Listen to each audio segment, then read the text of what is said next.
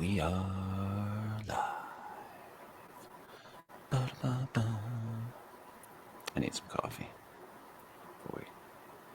A sip. I'm not going to make a coffee, Katie. Just say good because I can't fill the time. no. I mean, I'd feel horrible leaving you to your own devices. It would Like, be so awful. feel like a fucking deer in headlights. Ah! Yeah. And just mute my mic. People just fucking coming in. What the fuck is this? Anyhow, let's get fucking started. You're about to witness the strength of creep knowledge.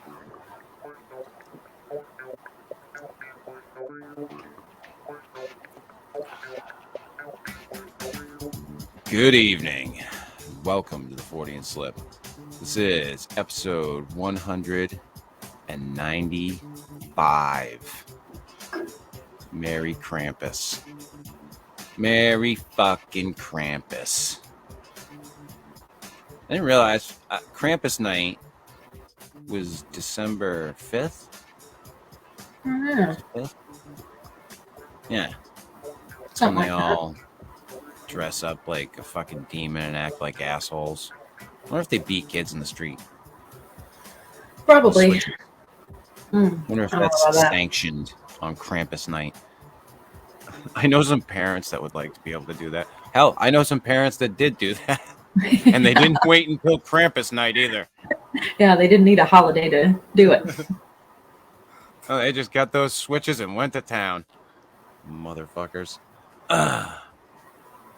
Before we get into the news tonight, I actually I was recently horrified. We'll say absolutely horrified. I am appalled at the hypocrisy. I'm being very facetious. And before I talk about this, let me preface it by saying that I am a proponent of the use of weed, like as a medical, for medical use and for recreational use. I'm a proponent. Before I criticize the fuck out of CNN for promoting it, I think it's great. However, I think it's shitty of a broadcast news source such as CNN to shit on Joe Rogan for the use of ivermectin when it's an actual human drug, and then promote the use of cannabis, which isn't even a legal drug federally. It's still a Schedule 1 drug, by the way. They consider it as bad as heroin. I don't personally, but they do. And for use with autistic children. Now, again, let me say that I think that the results in this are amazing. They're great. But I think to, out of one side of your mouth, talk about how one thing is horrible and say that it's not approved. And then out of the other side of your mouth to talk about how this drug that isn't even legal federally. In some states it is. But on a federal level. And the FDA does not approve it because of that. I think it's just shitty. It's absolutely shitty. And I think it just shows where journalism is going. It's in the fucking toilet. It's in the absolute fucking shitter. I get my news now from other places. I don't go to the broadcast news sources. They're all bought by fucking big corporate fucking money. Big pharma and Wall Street and just bullshit.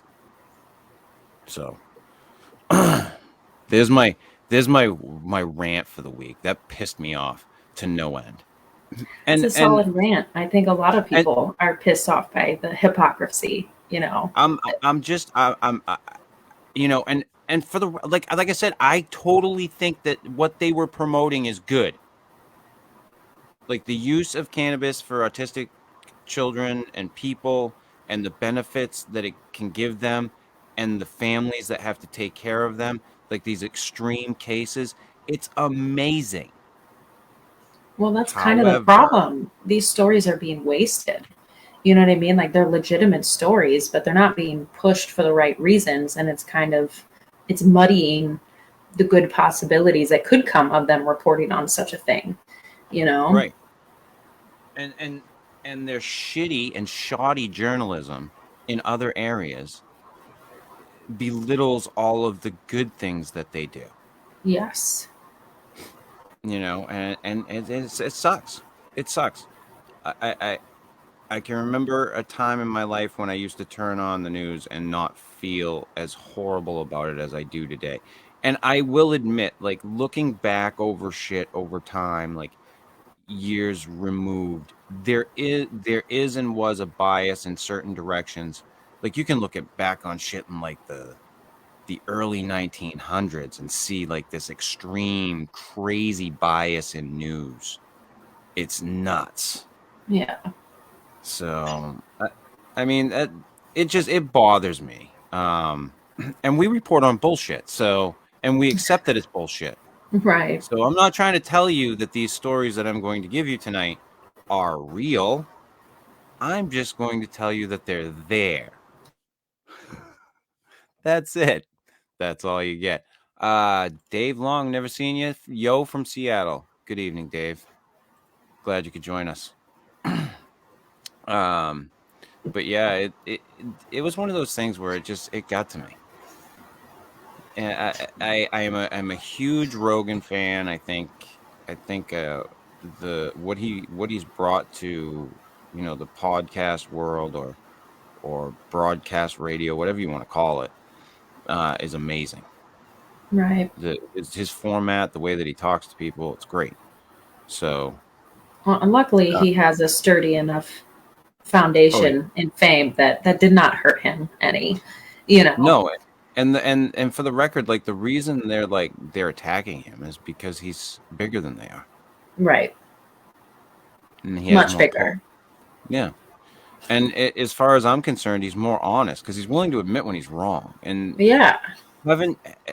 being able to admit when you're fucking wrong is such a huge thing for me. Anyway, it makes a person solid. You want to go back to that person. Yeah. You know, and I don't. And in this term, there used to be a term like flip flopper. You remember when people were called flip floppers? Yes. And I think that was horrible that they ever did that, because I think that changing your opinion on something is good. Right. Now are there people who do it just for political gain and shit like that? Absolutely. But changing your opinion can be a good thing, and Yeah. admitting that you're wrong about something can be a good thing. So We're I all just think evolving. I wish that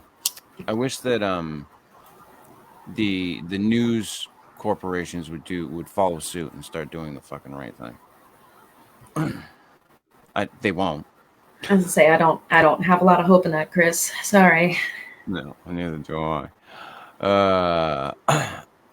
Anyway, let's get right into the fucking news here.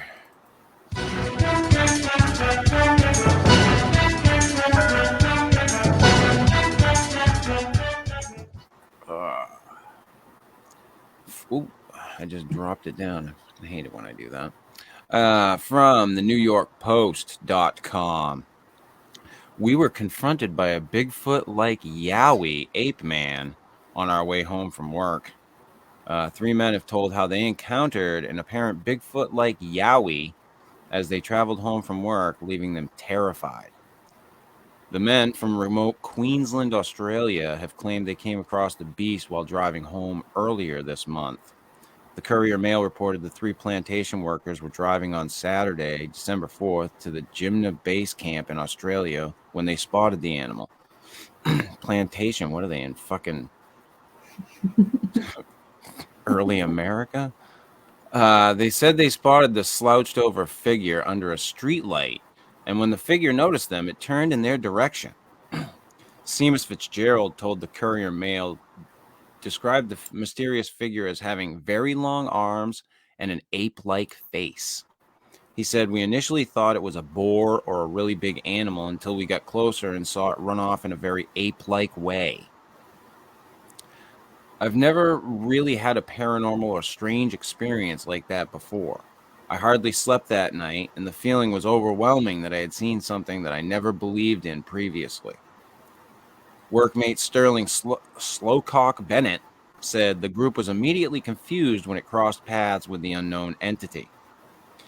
He said, "We were in utter disbelief of what we were seeing. It definitely was a scary moment for me.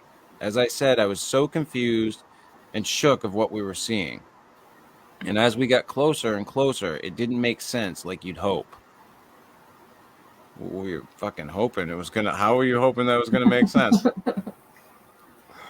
Locals from the tiny town of Jimna, I hope I'm pronouncing that right, with a population of just 91 people, a whopping 91, have reportedly claimed to have seen evidence of the supposed Yowie before. Mr. Slowcock Bennett said, "We went on a few hikes after to see it, but sadly they weren't organized very well, too many people and too loud. However, after speaking to locals, it seems the Yowies are pushed out in storms." Is this a factoid? I love Bigfoot or Yowie factoids. Right. That people, know. Moneymaker's good for that one. In 2019, an expert tracker claimed the legendary beast, who is believed to be an 8-foot-tall Bigfoot-like creature, has been repeatedly sighted in the outback. Dean Harrison from Australian Yowie Research said he has first-hand experience of the beast and has received hundreds of reports of the animal from all over Australia. Dean said that generally reports claim the Yowie has orangey brown hair, and the hair is typically around 2 to 4 inches in length. This story originally appeared on The Sun and was reproduced with her permission. Dean said it was like nothing I had ever seen before in my entire life. I knew I had to move, and the moment I did, this thing roared. I thought I was going to die, but then it started running ahead of me, and so I veered away from the forest tree line. The woman I was on the phone to heard the whole thing.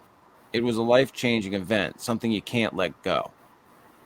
Mr. Fitzgerald said he never previously believed in the existence of Yowies, but said the experience had prompted him to go looking for another sighting. And now we have another Bigfoot hunter. Bigfoot researcher. Another one out there. I don't know. I don't know if it's a worthwhile field to get into. Not these days. A few years ago, it was pretty lucrative. Yeah, I just don't know. I watch from a distance now because I'm not as embedded in the different subcultures as I was. And from what I've seen, it's just more and more of the same. Like, I see the videos that Phil puts out of the stuff that's running around, and I'm just like, really? Is that the best you got? It's pretty sad. All right. Okay. I'm sure somebody will see it sometime and get it on film. Not today. From theguardian.com, Kentucky tornadoes. These were fucking crazy. Yeah, we got the win from that. Nuts. Honestly, it was a wicked storm system. It was wild. Oh, yeah. Babies in bathtubs survive after Twister blows them outside. 2 babies survived a tornado in Kentucky, even though it ripped the bathtub they were sheltering in out of the ground and tossed it into the yard, their grandmother said. Jeez. At least 92 people have been confirmed dead across multiple states after more than 40 tornadoes pummeled a wide area last weekend. Fuck. In Kentucky, state emergency management officials and the state health department put the toll at 75. The governor, Andy Beshear, said on Saturday all people reported missing in the state after the outbreak of tornadoes had been accounted for. Clara Lutz told WFIE TV she put 15-month-old Caden and 3-month-old Dallas in the bathtub last Friday with a blanket, a pillow, and a Bible. Then the house in Hopkins County started shaking. Next thing I knew, the tub had lifted and it was out of my hands, Lutz said. I couldn't hold on. Oh my God. Lutz was hit in the back of the head by the water tank from the tub. Her house was stripped to the foundation. She said she looked everywhere in the wreckage for the children. All I could say was, Lord, please bring my babies back safely. Please, I beg thee. The bathtub was found in her yard, she said, upside down and with the babies alive underneath. Sheriff's officers reunited her with the 2 children, she said. Dallas had a big bump on the back of his head and had to go to Vanderbilt University Medical Center in Nashville because his brain was bleeding, but the bleeding stopped before Lutz got to the hospital, she said. Lutz said the parents of the children live at the north end of the county and their home was nearly untouched by the tornado. That shit was crazy. I threw that one in because those tornadoes were just nuts. Yeah, it was very scary. Yeah. I love and I'm not trying to go into a discussion on climate change with this one, but I love how people immediately go, you see climate change. Yeah. It's like, oh, okay, so you're you're a scientist, you understand this shit now, huh? Right. Yeah, good for you. Good for you. I'm glad. It doesn't happen that often this time of year, but that doesn't mean it's never happened this time of year. Yeah. It's just fucking. It's just a freak thing, and freak shit happens. We actually, I mean, I'm in Indiana, which isn't that far north where all this stuff happened, and we get a windstorm. I'd say 50% of the time, you can count on a windstorm upward of 50 miles an hour every year, sometime in November or December. It's pretty normal. Like, it's not. Granted, we don't have tornadoes every time, but like these strong winds and this wicked, weird storm system isn't really that weird. Yeah. Yeah. It didn't. It's not like it didn't go through an area that isn't. They aren't attributed to. Yeah. Right. It's normal. It is. Unfortunately, it's sad and it's awful and it's horrifying. Oh yeah. But it is normal. Yeah, and I came across that story while I was gathering stuff up. I was like, yeah, this one's gonna go. Yeah, the pictures from that have been wild to see. It's very heartbreaking for sure. From crosscut.com, Mossback's Northwest. Before the Kraken, what lurked in the Salish Sea? Area waters have a history of monster sightings, many of them way stranger than Bigfoot. Seattle has a new hockey team named after the Kraken, a legendary old North sea monster. Do we in the Northwest have a history of sea monsters? You betcha. You betcha. I love it when people write shit like this, articles like this. We all know about Bigfoot lurking in our forests in the pages of the tabloids, or stories like this. But strange creatures have also been sighted in our Salish Sea waters. Move over, Sasquatch. Meet Cadborosaurus. The idea of sea serpents in the Salish Sea and nearby waters is old. Indigenous artwork has featured a serpent-like creature in petroglyphs, dances, songs, masks, and carvings. It was a known critter long before Europeans came along with their own stories of seeing weird things at sea. In 1880, a news item in the Vancouver, Washington Independent reported that a marvelous sea serpent had been seen again off Cape Flattery.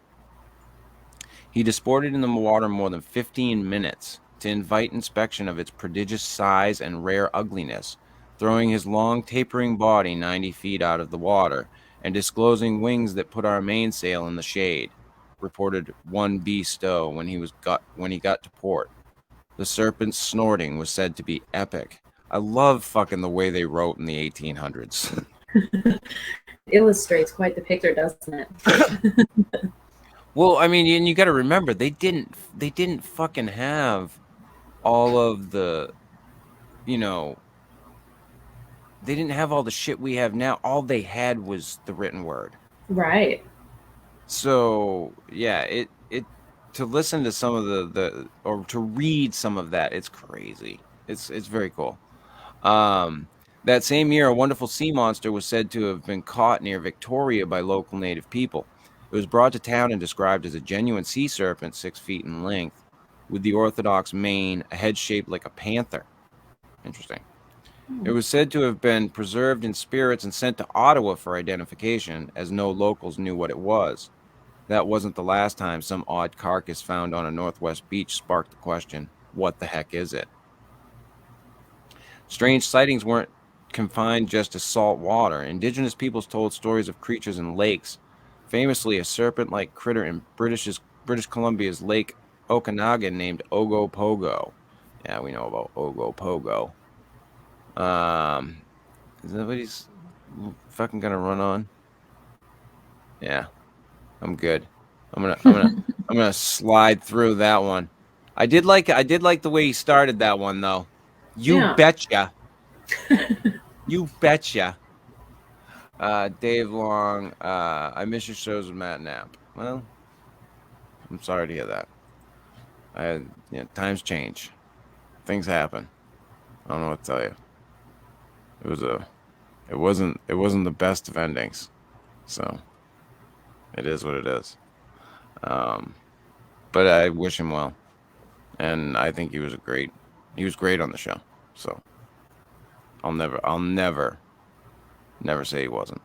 He was fucking solid on this show. But what do I got next? From the LATimes.com, an op-ed. Okay, it's time to take UFOs seriously. And I agree. I fucking agree. It is time to take UFOs seriously. This shit's out there. The truth is definitely fucking out there. I think Mulder was onto something. Of all the year's political drama, the most surprising may be the U.S. government's actions on unidentified aerial phenomena, or UAPs, better known as UFOs. The opening act came in June when the Pentagon and the Director of National Intelligence delivered an astonishing report to Congress addressing UAPs. Most of these phenomena turn out to have prosaic explanations, such as weather balloons, space debris, and atmospheric effects in the sky, with a small percentage exhibiting unusual flight characteristics that suggest advanced technology. The June report, however, found the opposite. It could account for only one of the 144 UAP sightings between 2004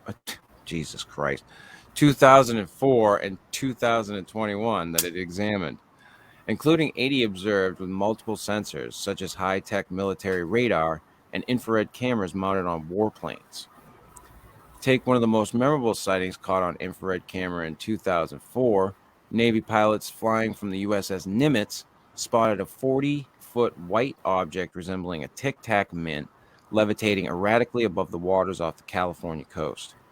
As the pilots approached, the Tic Tac, despite lacking wings or any sign of propulsion, rose to meet them midair before speeding instantly away, vanishing. The report did not conclude what the Tic Tac or any other UAPs are, and it could not attribute them to secret technology developed by the U.S. or any adversaries. Now Congress wants answers. In November, Senator Kirsten Gillibrand, Democrat from New York, authored legislation creating an office to study UAPs government-wide and report to Congress. Then the Defense Department tried to stake its claim to the issue shortly after announcing the formation of its own UAP unit. Its team would investigate only UAPs spotted in sensitive military airspace, and it would operate without congressional supervision. Some criticize the half measure as a preemptive ploy to avert oversight, though the Pentagon denies those claims.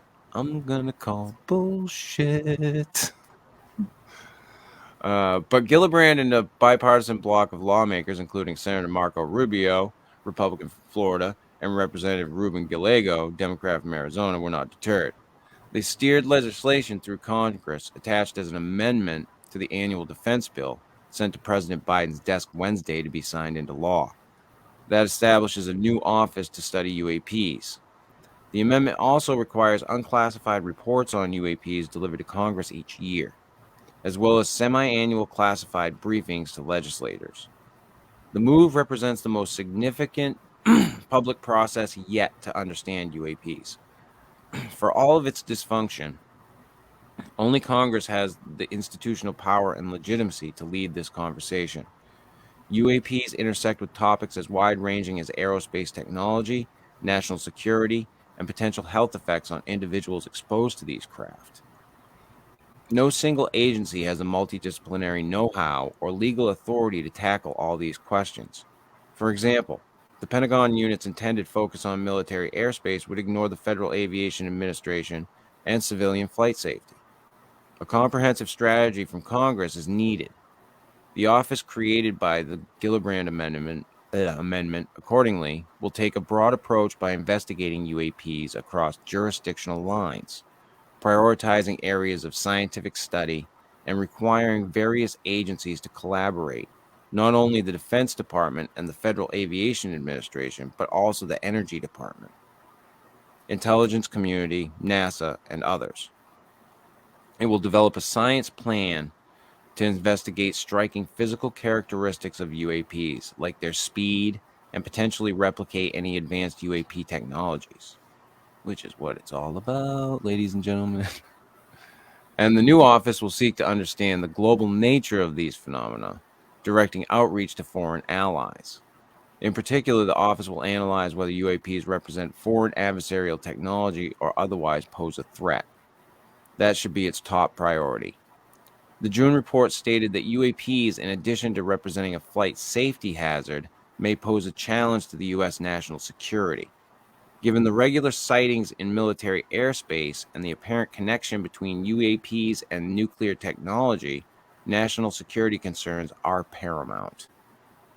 In setting up this office, Congress has legitimized the long ridiculed topic of UAPs. Yet its work does not end there. It must ensure that the office receives adequate funding and make clear that the office should be led by a civilian director with the expertise necessary to tackle these issues and cut through the Pentagon's red tape.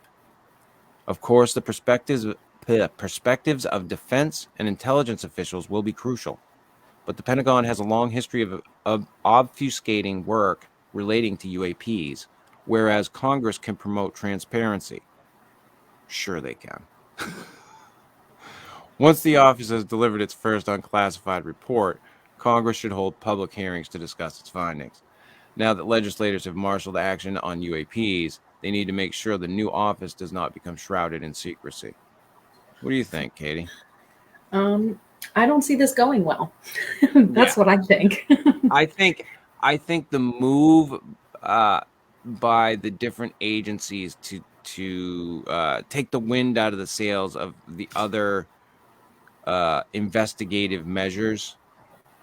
I just see this becoming another one of those cases where one area is not talking to another area. Like, remember back when 9/11 happened and the CIA wasn't talking to the FBI and weren't talking to, I don't know, whoever fucking else, national fucking security. Yeah, well, and that's just the way it all works. I mean, those are independent departments, and that's why, like, big picture, it sounds like a great idea.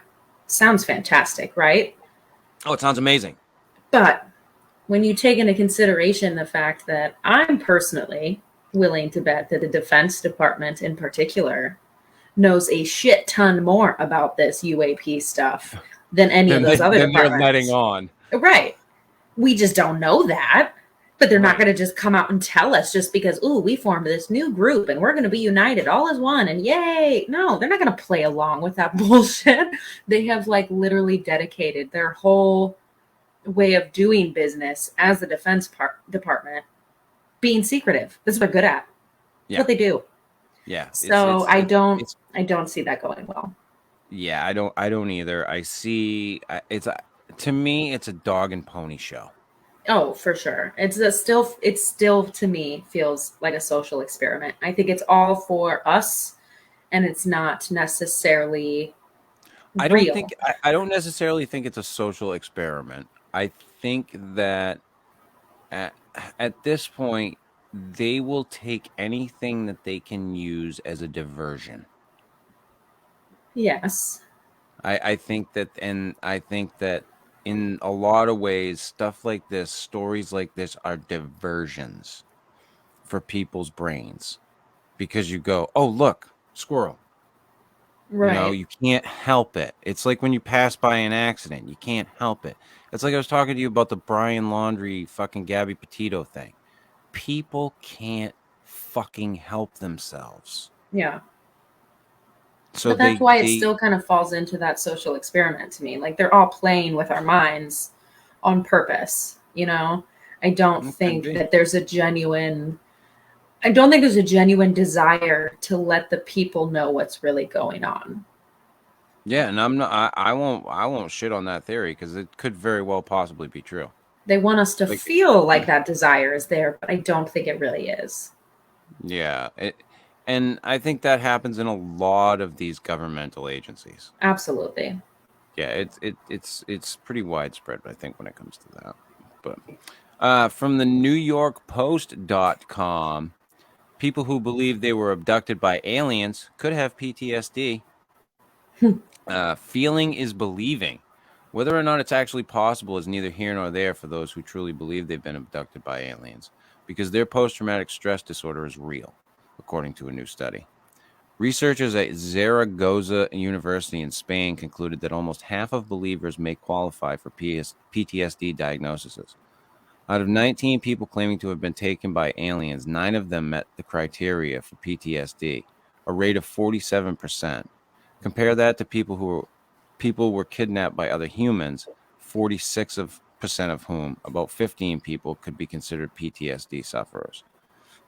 Their findings suggest that symptoms of trauma can occur even if the traumatizing event did not, which is probably exactly what they, the aliens, want us to think. Huh? Wink, wink, nudge, nudge. The emotional reaction to memories of an implausible experience can be similar to an individual's response to a genuinely traumatic event. Researchers wrote in their report, which was recently published in the journal Explore. Abductees can have an emotional reaction to analogous to PTSD because, regardless of whether their recollections are true or false, their fear is real. Alleged alien abduction victims involved in the research recalled a range of experiences during their encounters, from being mesmerized by strange lights to finding themselves aboard a spaceship and in the company of otherworldly life forms. Some also remembered telltale radio and television interference during the event, or meeting a bedroom visitor. I've had a few bedroom visitors before.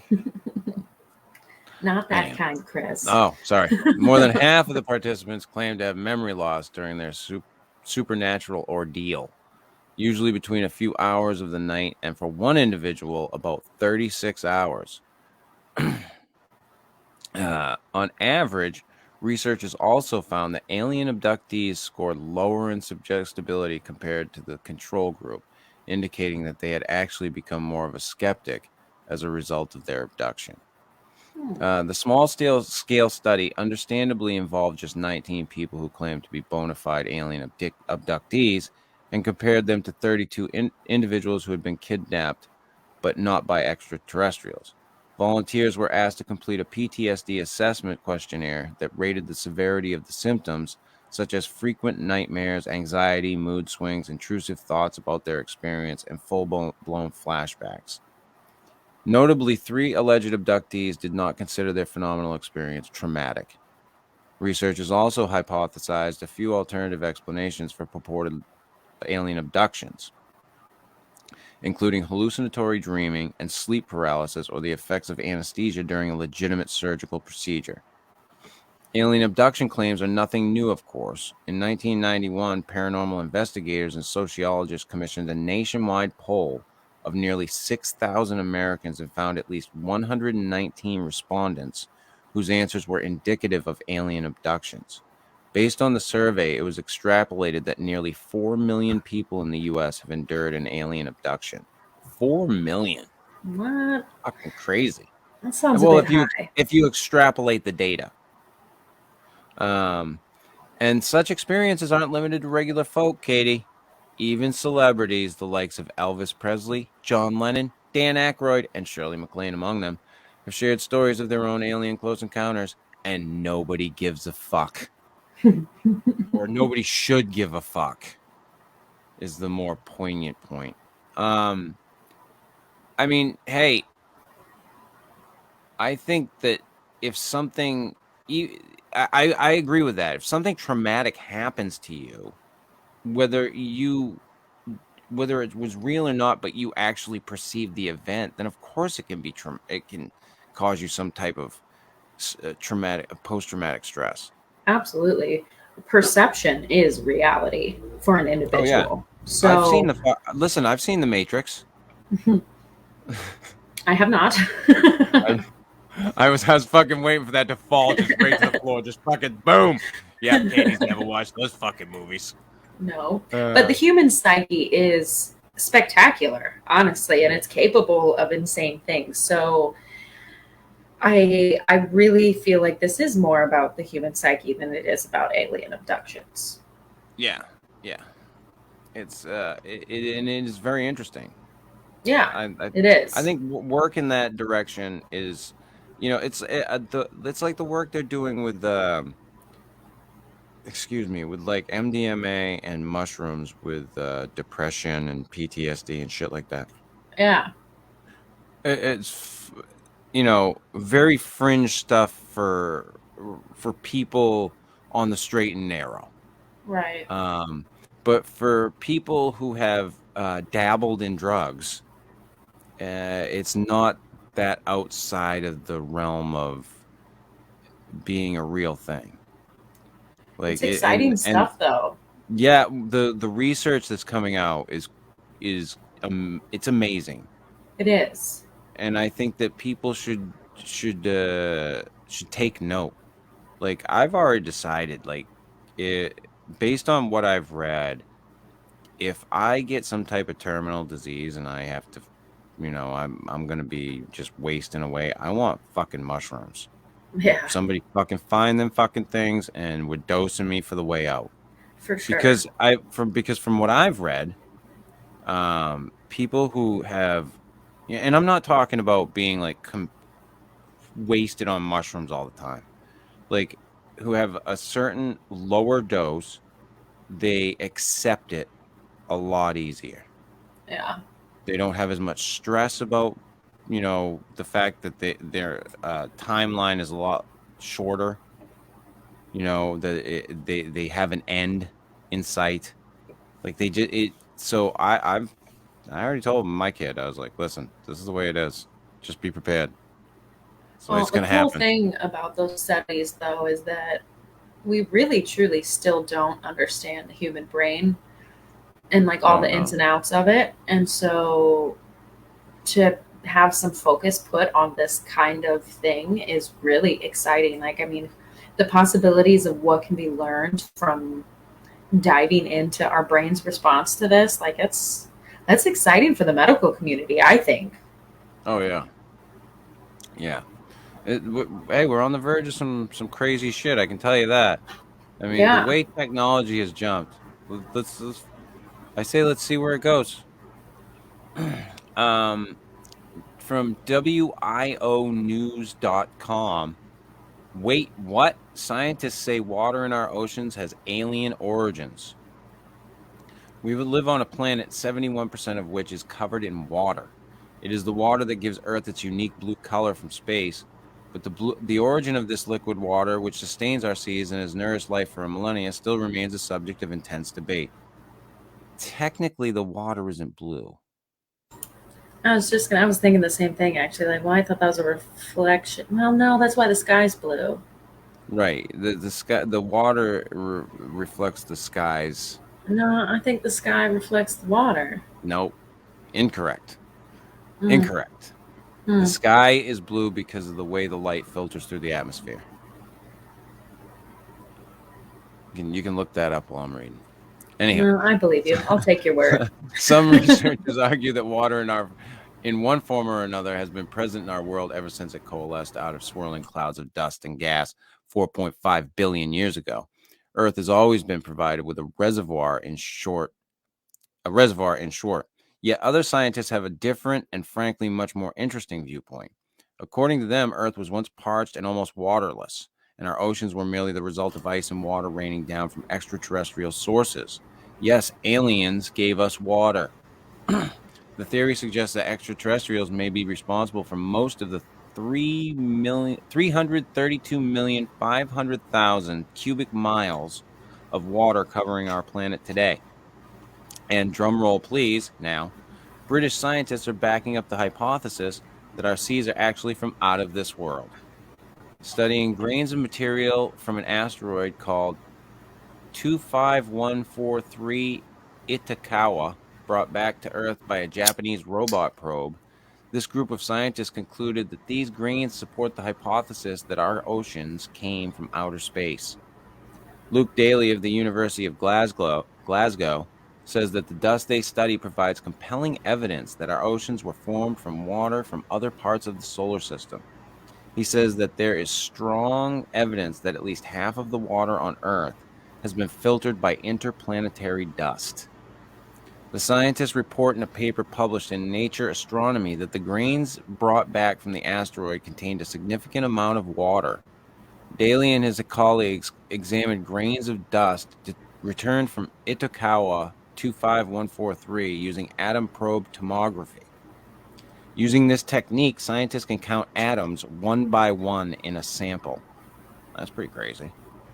As Daly explains, this water was most likely created by solar wind, a stream of particles emanating from the sun. In the clouds of dust that float throughout the solar system, these particles would have interacted with oxygen atoms to create water molecules, which would have built up in the clouds over the solar system's history. The dust grains, as well as their water, would have been mopped up by the Earth as it orbited the sun. According to an argument, this would have allowed water, which Leonardo da Vinci once called the driving force of all nature, to filter down from the skies onto Earth.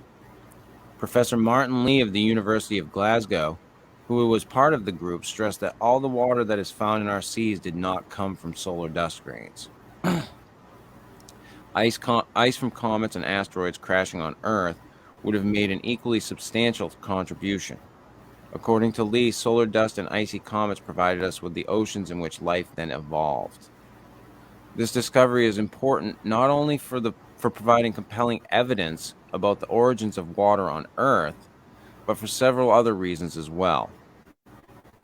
It implies that there may be water on other worlds in our solar system, perhaps in the form of ice. This has profound implications for future exploration of space and the hunt for life across the universe. Cool. I think I already knew that, though.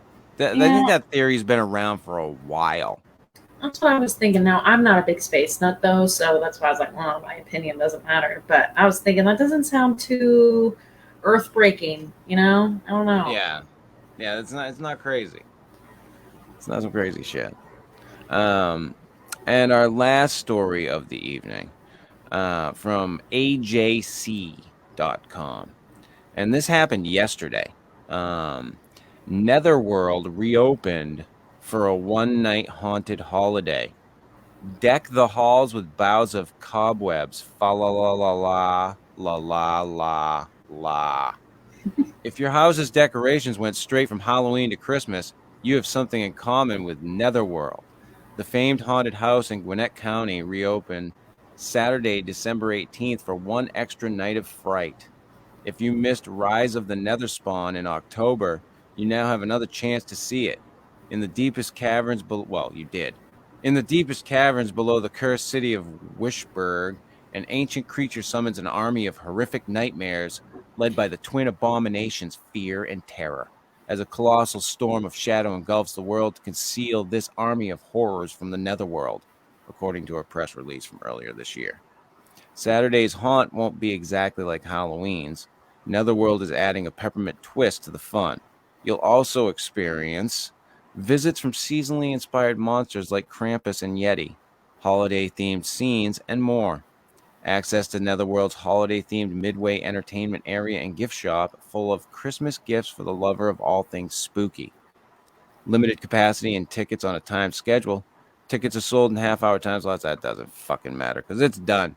But yeah, I thought that was pretty cool. That one I grabbed because I thought it was neat. Yeah, that would be fun. somebody I did would that. enjoy something like that.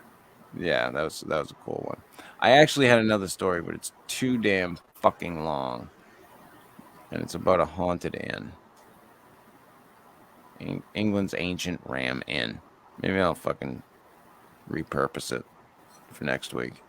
I Oh, don't know. I had to tighten this up this week because I'm taking my stepdaughter out to see Spider-Man. So that'll be fun. yeah. Because for those of you that don't know, I got married over the summer. That's why I saw Katie and Steve, and there's a picture of us all together. It is. It's a lovely picture. Yeah, it is. I was gonna pop it up. Where am I? There it is, right there. Let me screen share that. You don't care if I share it, right? No, that's fine. It was a lovely day. It was a day to be remembered. Yeah, that was right there. That was the day we all friggin' saw each other. It was a good time. It was a really good time. It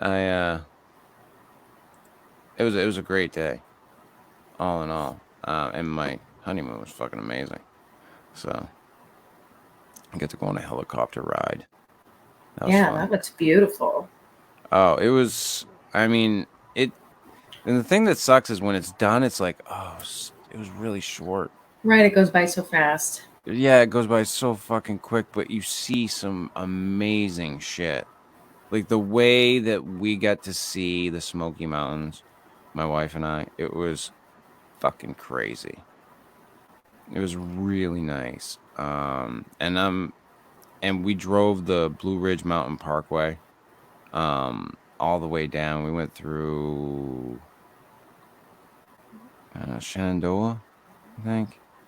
I don't remember the one we went through before that, but it was beautiful, and we had such a good time. Such a good time. I got to see a storm come over while we were up in the Blue Ridge Mountains. That it kind of passed overhead. It looked really, really cool watching it swirl around and come Wow. over. It was really neat. It sounds neat. I love watching storms. And I'm pretty sure I came across some type of critter. I don't know what type of critter. But I went down to take a piss. There was this little spot because there were little trails, like everywhere that you could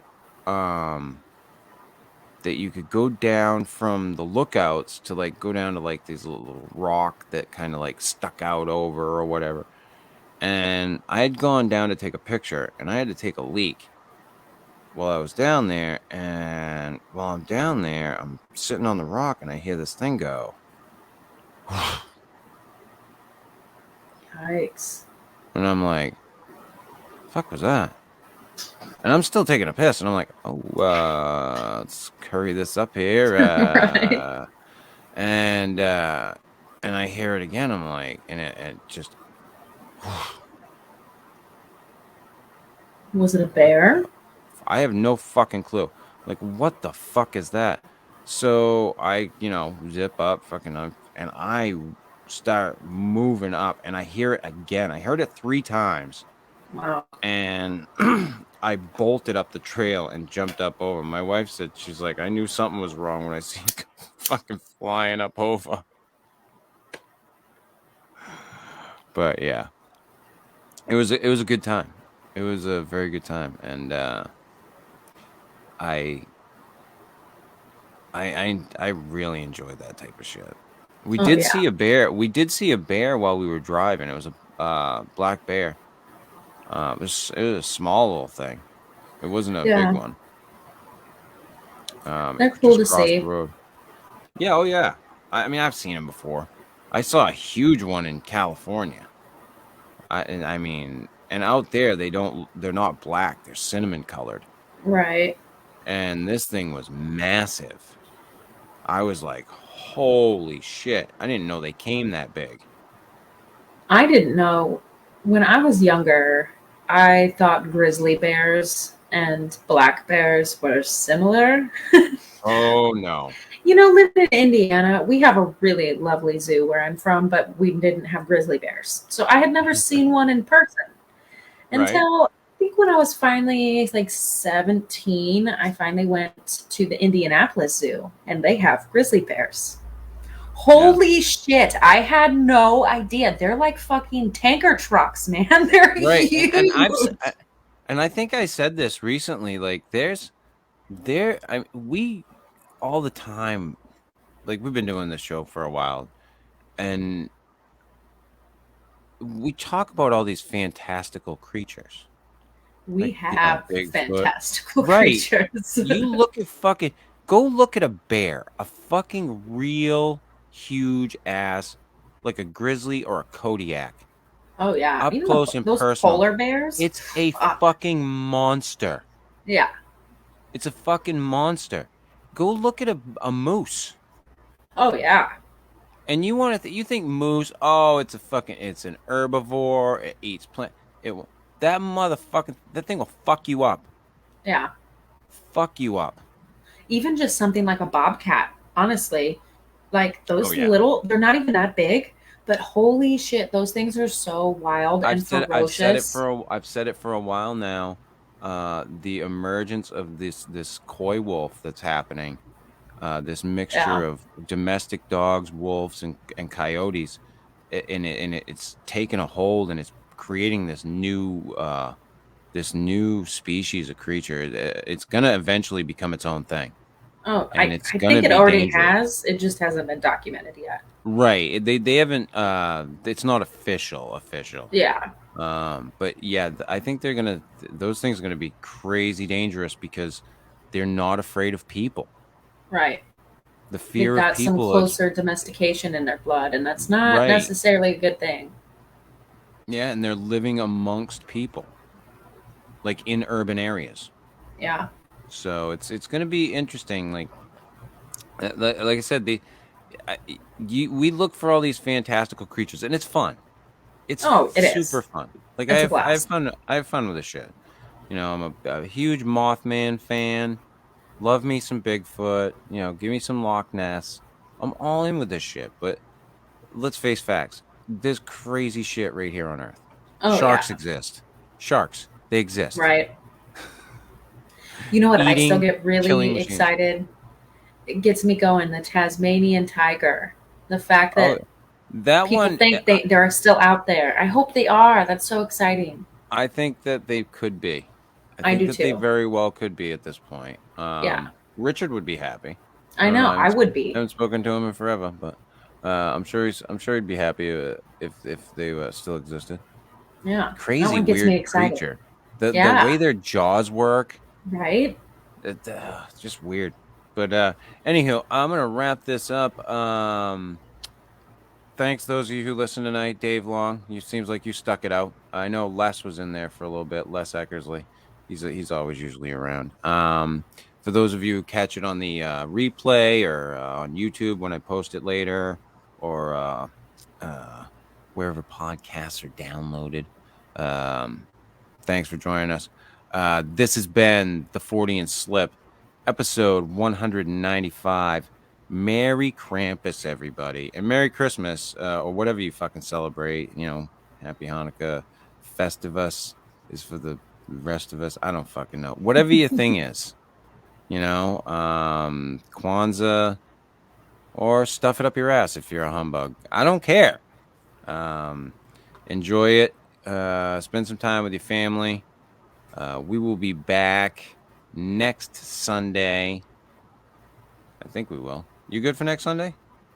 I should be. That'll be a lovely excuse to get out of a family gathering I don't want to go to. So, well, hey, there you go. I mean, I'm glad I could give you one of those. Yeah, thanks for that, Chris. But yeah, no, we'll be back next Sunday night at 8:00. I had to keep it tight, and I don't have any problem with making the shows a little longer. I know that Katie, it's a time issue, so we may at some point move the show back to 7 p.m. on Sundays. But right now, Sunday nights seem to be working, so we're going to keep with that schedule. And I'm going to keep it at 8 o'clock for now. We will announce if it's going to 7. For those of you that like to listen live, it's not a lot of you, to be honest. Generally, not right now, and a lot of people don't have the new schedule down yet. So I know that a lot of people said that caught it on YouTube. We're really happy that we came back. So, or the few people that were on there that commented. Yeah, no, it was good to see some old familiar names. Yeah. So spread the word that we're back. I haven't heard from some of the diehards, and I think I mentioned this to you, Dean. I know that Dean had some health issues. Yeah, I hope he's doing so okay. if anybody knows anything or can reach out to him, I mean, I guess I could message him, but I don't like to bother the old fuck. Just let everybody know that we're back, and we'll stick around for a while, hopefully. So from Dave did stick around for the whole show. Dave, I want to appreciate you for sticking out the whole goddamn show. You get the Listener of the Year award. It's not a very prestigious award, but you get it, my friend. So until next Sunday, see ya.